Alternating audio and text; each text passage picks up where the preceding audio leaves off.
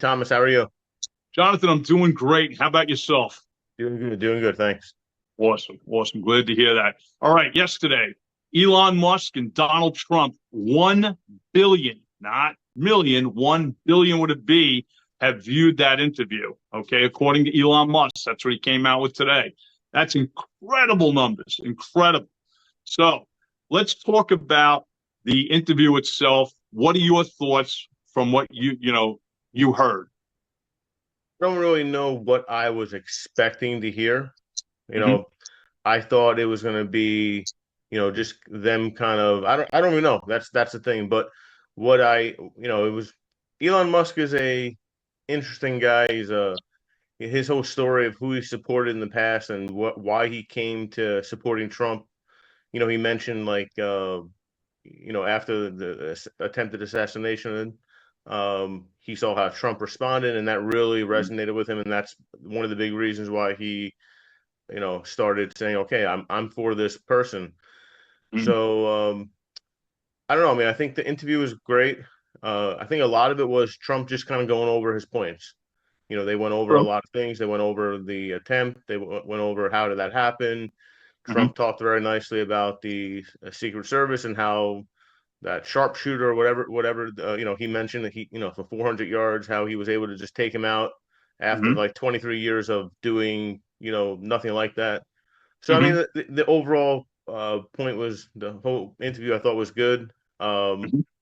they went section by section. Like if you ever watch one of Trump's rallies, he goes over everything: border control, inflation. So I mean, I think it did exactly what it should have done. Obviously Trump did what he normally does. He talks about the governors and the people within certain states, Hmm. and just kind of does what he does and talks about what they've done and how it's hurt that state or that city and overall the country. Hmm. So I mean, I think for him, it's great. For Elon, that's a great partnership between those two. Oh, without a doubt. Listen, Elon is well known. All right. Again, he's part of the PayPal mafia that I've mentioned in other videos, but you know what? He sees what's coming. But what I want to talk about outside of the interview is the delay for 40 minutes. All Yeah, right. they attacked. Now, yeah, the EU yesterday, the minister of the EU sent a letter to Elon Musk saying this interview should not happen because the EU believes in censorship. And there are countries in the EU that have censorship.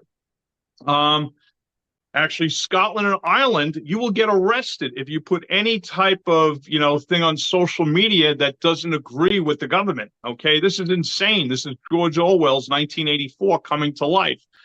So what ended up happening, there was a DDoS attack on the servers. Okay. That basically is a denial of service. It's a malware. There's hackers attacking. The EU more than likely did this because they did not want the interview happening. All right. So thank God Elon knows how to work the magic, has good people work for him. They switched over to other servers and then they were able to get the interview going 40 minutes later. Okay.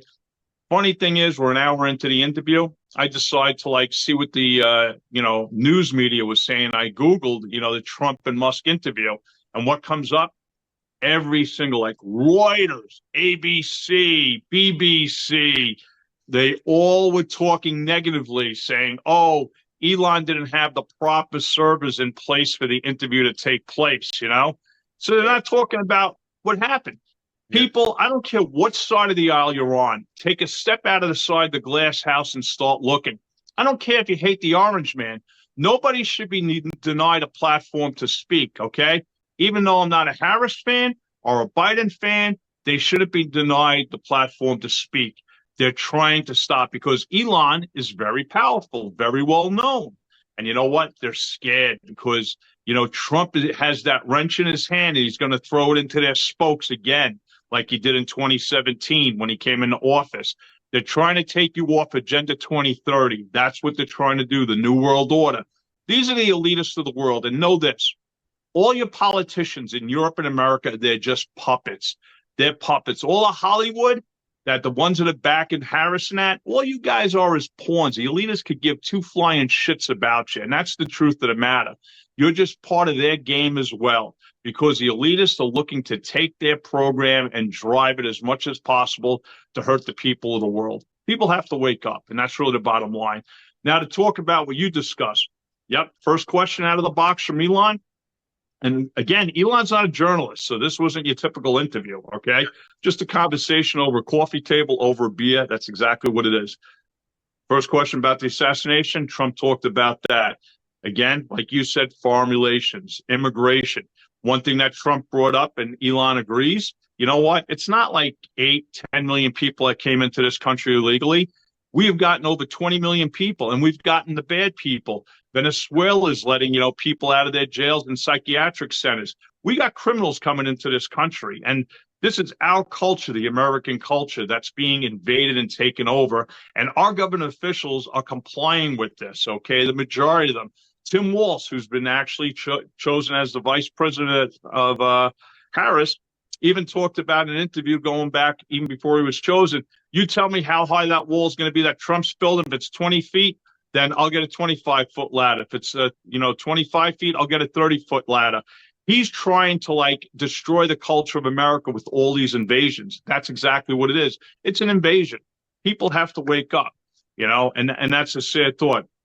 Jonathan, tell me your thoughts on what I said. To be honest, as a regular citizen, I just never will understand the whole point of messing up our country for what we've known it to be and anything around it. Being president, vice president, governor, whatever it may be, I never will understand. I just can't. We're all here trying to, have a great life in America, and we're given that opportunity to have that.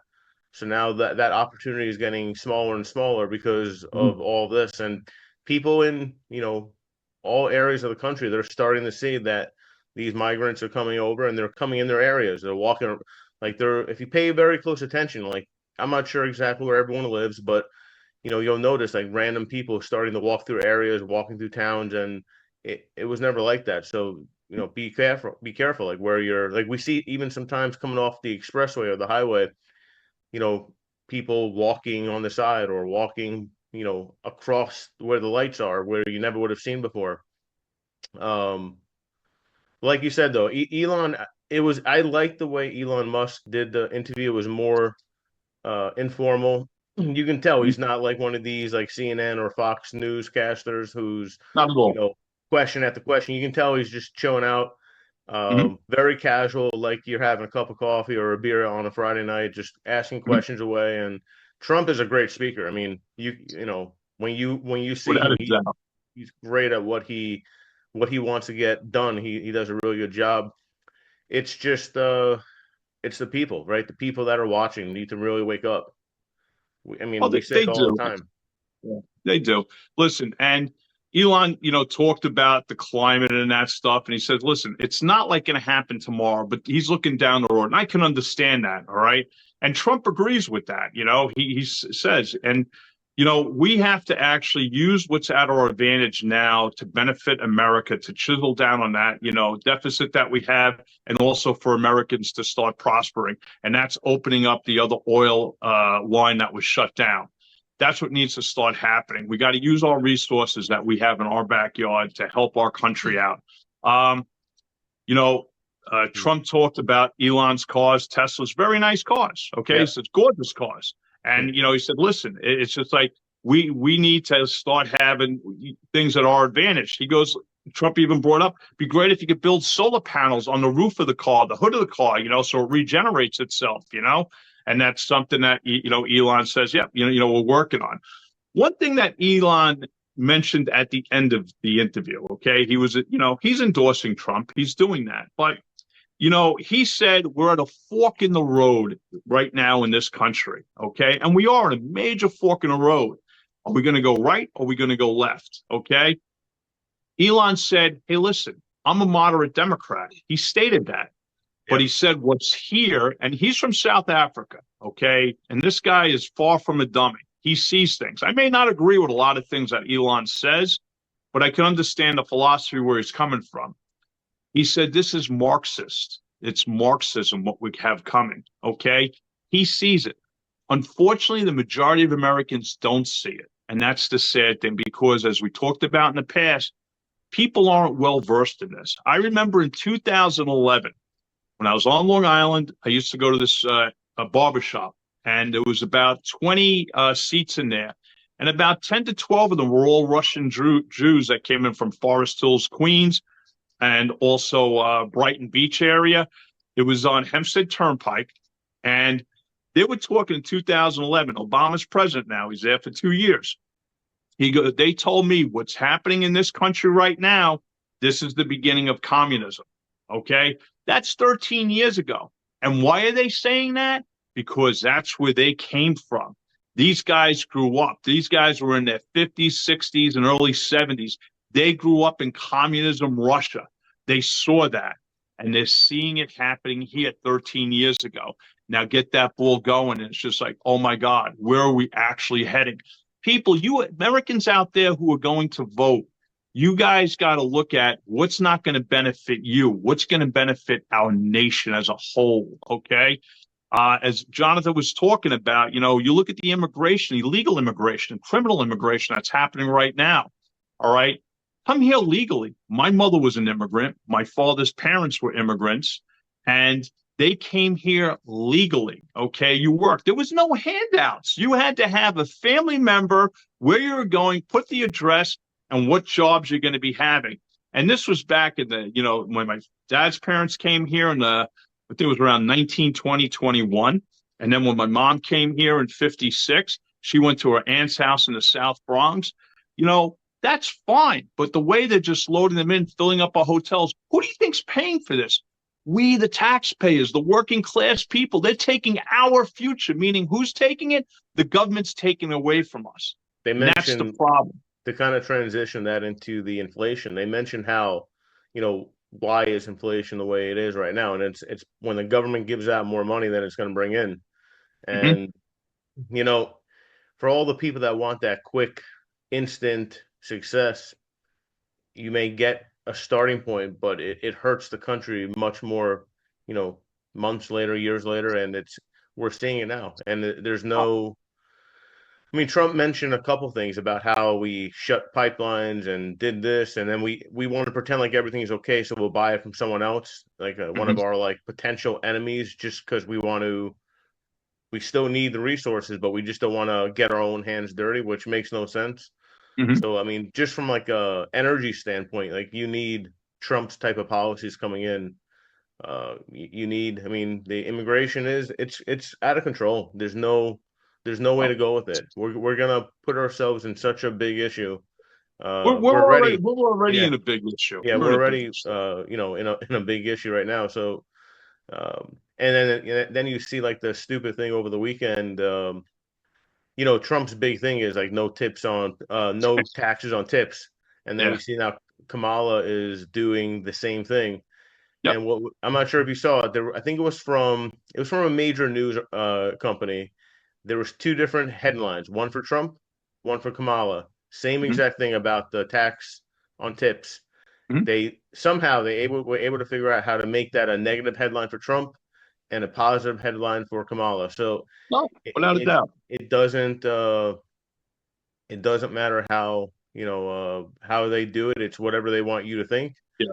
To just stay on point what you're talking about, it's the media. The media is manipulators, okay? If anybody knows what a manipulator is, it's a very bad thing, okay? You're screwing with people. You're effing with their heads. Yep. These people in media are not journalists, okay? And they haven't been for over decades, all right?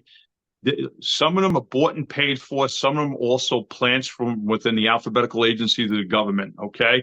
You peel back the onion, who owns all these media companies? It's the elitists. There are 6 major media groups that control 90% of the media in the world, okay? Think about that. They're in control. So most people will see it on TV and believe it. That's a problem. I'm not that type, I don't like to get fed bullshit, all right? I go research it. Jonathan, if you were to tell me something, I was like, I'm not going to believe it right away, depending what it is. I'm going to go research it, and that's what I do. And we've done that in business throughout the years. You would tell me something, I was like, and then I come back, and there's been times where I say, hey, Jonathan, by the way, remember you told me? Yeah, here's some points you should look at. I'm like, oh, okay. Same thing when we're coming into politics here. This is exactly what we have to do. This is the future of your nation. That's on the cusp of possibly we're going to lose it if Harris gets in, which I'll be shocked. But if she gets in, you know what? Basically, it's kind of like being on an airplane. Put your head between your knees and kiss your ass goodbye. We're done. We're done. It's you ever watch those commercials and it's about like some kind of medicine or some kind of fat reduction pill and they say it worked for me, like, and I never understand why people, and then if you the very small print is like, this is not actually a true like statement, it's like made up, it's an actor or whatever it may be. I mean, that's what our whole society is. Everything is just put out there because to change your way of thinking, and it's not true. And when Thomas says go out and look it up, it doesn't mean go out and look at the first thing that you see off of Fox or Newsmax or CNN. It's you have to find out where the real information comes from. You got to go to the root. You got to go to the sources. And you don't look at one or two. You can look at a half a dozen and start balancing out for yourself. Look at all sides. Hey, listen, I'm actually looking forward to next week watching the Democratic National Convention. Okay, not that I'm leaning that way, but I want to see what they got to say, and I will take the time and watch them. Because I want to see the propaganda they're going to spread. I'm sure they're going to make a huge big thing. It's going to be all Hollywood and everything put together perfectly, and they're going to go over and rant and rave about how this is the future. I mean, you watch, it's going to be, it's going to look good. But I mean, the people have to be smarter. They have to really look at what we've done. Stop just believing what these politicians are telling us and feeding us, because it's not true. Like they've taken certain parts of the population to say, we're with you, we're helping you, we're doing this. But look at your, bank account, look at your pocket right now compared to 8 years ago, 4 years ago. How does it look? It's incredible. CNBC said they're saying 40% of the families in America don't know how they're paying their bills. That's incredibly upsetting to me as an American. But you know what? That our government should be on top of that to say, hey, listen, we got to correct this situation. Not that we're going to bail people out, but we need to correct the economy in the direction it's going in. So listen, things are going to get real heated come the day after Labor Day. That's when it's going to be like, balls to the wall. Let's see what's going to happen come Election Day. Because you got 63 days from the day after Labor Day till November 5th. Another part of the issue is that the people, this new generation, they pay whatever for whatever. They don't care the price. It just a lot of them just. I go to like you take out food, you do this, you do that, and you look at what you're spending, and then all these people do is, I don't know, it's $50. They hand you a bag, and then they ask you, like, do you want a tip? And I don't know, I guess I come from a different world where, like, you sit down, you have a dinner or a lunch, you have a waiter or a waitress, whatever it may be, and you give a tip. Now they're, like, looking for tips for, like, handing a bag over. And I see that too, yeah. I see that too. It's just like, you go in and you order a sandwich or whatever, and if you pay with your card, the screen pops up. Do you want to give 15, 20 or more for a tip? I go nothing, and I don't. I'm going up there. I worked at a deli counter back in the day. I didn't want tips like that. It's one thing if you put a tip jar out there, you want to drop a few coins or $1 in it, fine. But don't be asking me on the screen for that. It ain't happening, okay? And I think that's personally rude of what you're saying.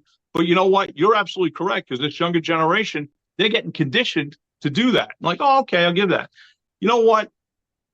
The thing is this, and that'll be another segment, watching your money and everything else. But, the economy itself's in a bad place. Foreign relations are in a bad place with this country right now. We're on the brink of possibly World War III, okay?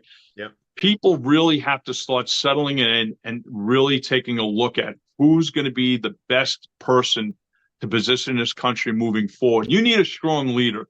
You need somebody that foreign nations are going to fear but also respect.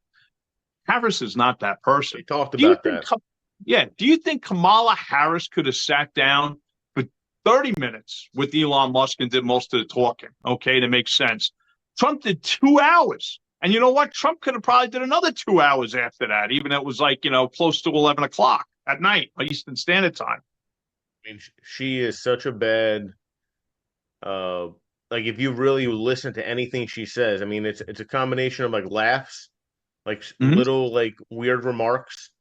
Mm-hmm. I saw this segment about her talking about like being woke and woker and all these things. I mean, I guess it's because I don't agree with a lot of what she says, but um I mean people even from her own side are just they're trying to limit what she says because there's not much, depth to what she's trying to tell people. She's not an intelligent person, and I'm not trying to be rude or cruel with her. All right. She's just not. She's out of her league. It just shocks the hell out of me. She was the California prosecutor. It's one thing to be the prosecutor in San Francisco, but to be the state attorney general in all of California, I'm like, you got to be kidding me. If I ever got convicted there, I'd want a retrial if she was behind it, and I'm not trying to be mean, but it's like, you got to be kidding me. Listen, hopefully, we're giving you some creative knowledge based on the interview that we saw. We'd love to hear your comments. We ask you to hit that thumbs up, Yes. subscribe if you haven't subscribed, and please share this with other people. You guys have a great day. Take care. Take care, everyone.